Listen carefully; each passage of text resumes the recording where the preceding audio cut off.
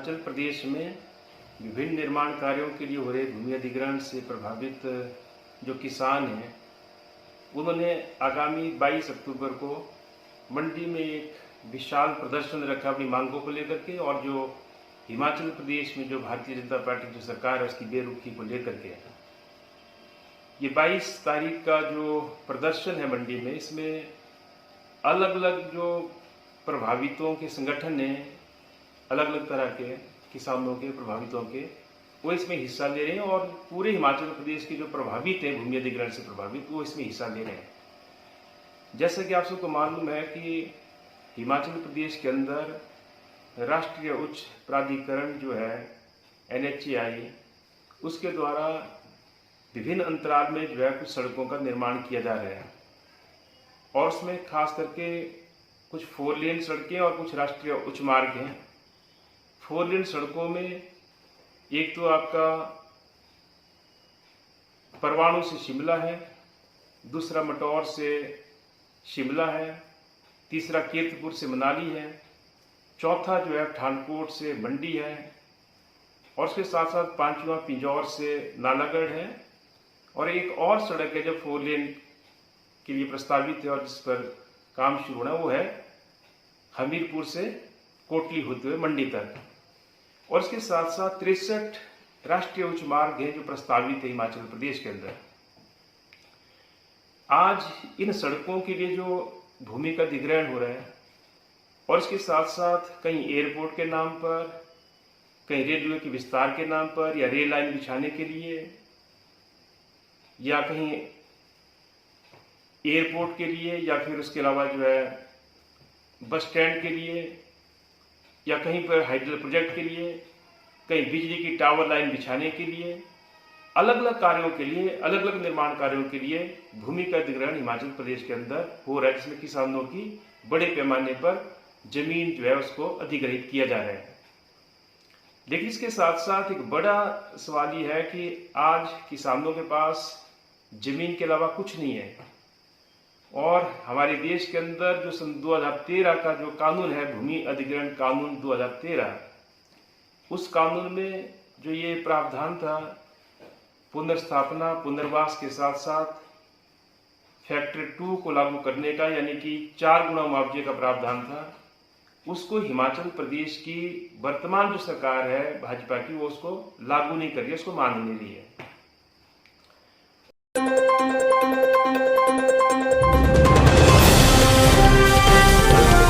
ये सरकार तो ऐसी है जो जयराम जी की सरकार है। ये सरकार आप देखिए कैसी है। इस सरकार में SP को थप्पड़ मार रहा है पुलिस वाला, पुलिस वाले को मार रहा है SP। कुल्लू में ऐसी घटना हुई, वो थप्पड़ मार दिया पुलिस वाले ने, और ठुड मार दी इसने। एक हमारे जो स्पीकर थे, हमारे राजीव बिंदल जी हमारे स्पीकर थे, बेचारों ने सोचा कि मैं भी सोलन डिस्ट्रिक्ट से आकर प्रदेश का अध्यक्ष बनता हूं। वो भारतीय जनता पार्टी के प्रदेश के अध्यक्ष बन गए। अब जयराम जी के मन में कसक थी। उन्होंने क्या किया कि कोरोना काल में जो भ्रष्टाचार जयराम सरकार में हुआ, कोरोना काल में जो भ्रष्टाचार हुआ, उसमें बेचारे बिंदल जी का कोई हाथ नहीं लगता, ऐसे कि उनके जुआई ने कर दिया, ये कर दिया, पर उनकी इंटरनल पॉलिटिक्स थी, आंतरिक पॉलिटिक्स के कारण उन्होंने बिंदल जी से इस्तीफा ले लिया। अब बेचारे दर दर घूम रहे हैं, बोल रहे जी इनको टिकट दो, इनको जिताओ। अरे बिंदल जी, आपके साथ तो वैसे ही न्याय नहीं किया, आपको तो वैसे भी कांग्रेस की सच्चाई वाली विचारधारा के साथ चलना चाहिए। आप भूल मत करना, जब कभी भी भूल हो जाए उसका नुकसान आने वाली पीढ़ियों को उठाना पड़ता है। मैं इसलिए कह रहा हूं, आपके पास एक अच्छा नेतृत्व काफी दिनों बाद आया। हम उनकी भी प्रशंसा करते हैं, गोविंद राम शर्मा जी की, वो भी सेवा भाव करते थे। पर आज जो आप इनके खिलाफ प्रत्याशी आया है, वो सेवा भाव से नहीं आया है, वो सिर्फ ताकत लेने आया है, कुर्सी प्राप्त करने आया है, सत्ता प्राप्त करने आया है। और सत्ता प्राप्त के बाद अपनी विरासत जो होती है, जो संपत्ति होती है, कई बार उंगलियां उठती है MLA पर, उसको बढ़ती है, हम भी बदनाम हो जाते हैं उसमें सब। हम लोग इसीलिए आपसे हम कह रहे हैं कि आप लोग कम से कम इस बात में ध्यान रखिए कि आने वाले समय में आप संजय बस्ती जी को जरूर मदद कीजिए। तब आपकी अर्की विधानसभा क्षेत्र का प्रतिनिधित्व कर रहा है, जिसके दिल में सेवा का है, जिसके दिल में आप लोगों के लिए प्यार है। ये कोई व्यापार थोड़ी करना चाहते, व्यापार करना तो कांग्रेस के टिकट की क्या जरूरत है। पर मैं कुछ लोगों के बारे में और भी आपके सामने बात करना चाहूंगा। कुछ लोग सत्ता के सारे राजनीति करना चाहते हैं, यानी कि जिसके पास शक्ति आ जाए और उसके सारे राजनीति की जाए और अपनी सत्ता को रोप दिखाया जा सके। जैसे कि किसी की ट्रांसफर होती है, वो कोई किराए का मकान ले लेता है कि और किराए के मकान के बाद 3 साल बाद वो आता है और उसके बाद वो चला जाता है। तो 3 साल बाद जो आता है और चला जाता है, तो ऐसे कुछ लोग कांग्रेस में भी आ गए। उन्होंने कांग्रेस को सोचा कि बस ये तो हमारी विभूति है। उन्होंने कांग्रेस पार्टी को ये सोचा कि आज हम इसमें अभी 3 साल पहले हम किसी और दल में थे, आज हम सत्ता सुख प्राप्ति के लिए हम ये अपने ताकत का इस्तेमाल करें। तो हमें ऐसे लोगों की जरूरत नहीं होती। माननीय मुख्यमंत्री महोदय, आपको मौका दिया है, आप और हम और अवस्थी जी, आप परिवार से उठकर राजनीति में आए और लोगों की सेवा का मौका मिला है और हम लोग सेवा भाव से राजनीति करना चाहते हैं।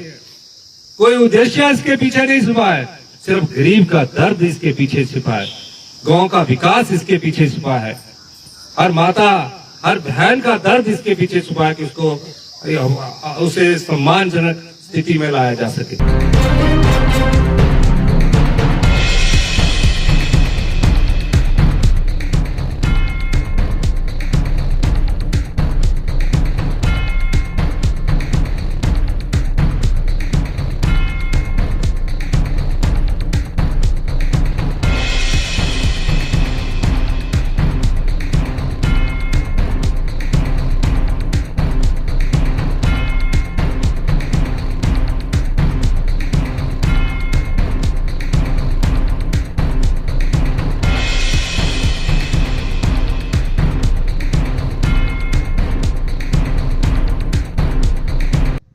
दिल्ली से आ रहे थे, तो सामने एक गाड़ी को ओवरटेक करने की वजह से हमारी टेम्पो ट्रैवलर अनकंट्रोल होकर नीचे गिर गए, जिसमें 8 लोग सवार थे, ड्राइवर इंक्लूड करके 9, सब लोग ठीक हैं।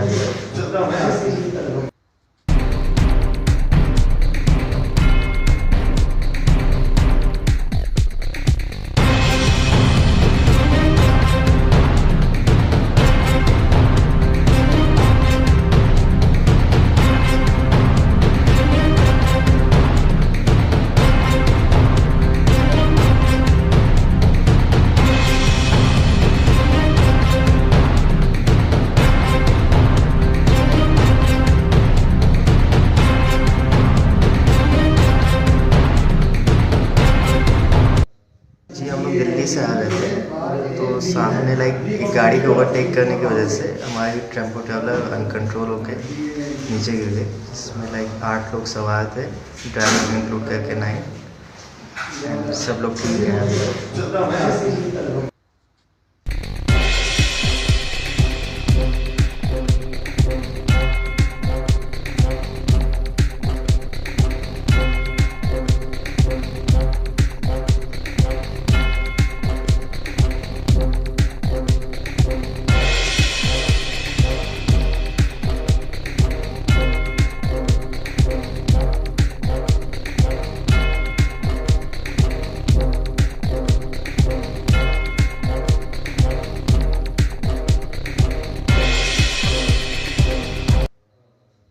हम लोग दिल्ली से आ रहे थे, तो सामने गाड़ी को ओवरटेक करने की वजह से हमारी टेम्पो ट्रैवलर अनकंट्रोल होकर नीचे गिर गए, जिसमें 8 लोग सवार थे, ड्राइवर इंक्लूड करके 9, सब लोग ठीक हैं।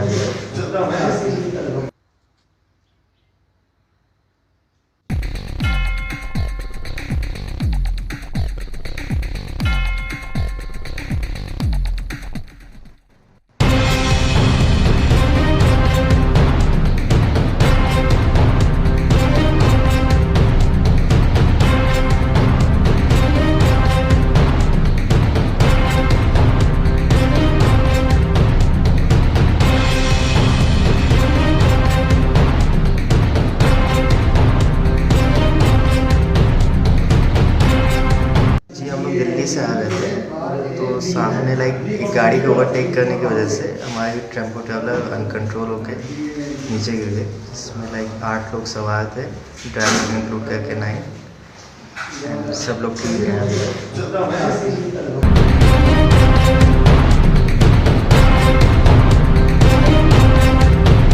अगर मुझे मौका मिला तो मेरी सबसे प्रथम कोशिश होगी कि प्रत्येक जहाँ जहाँ जल की समस्या है वो सबसे पहले इस जल की समस्या, हर नल में जल पहुँचाने की समस्या को दूर करने के लिए आवाज़ उठाना।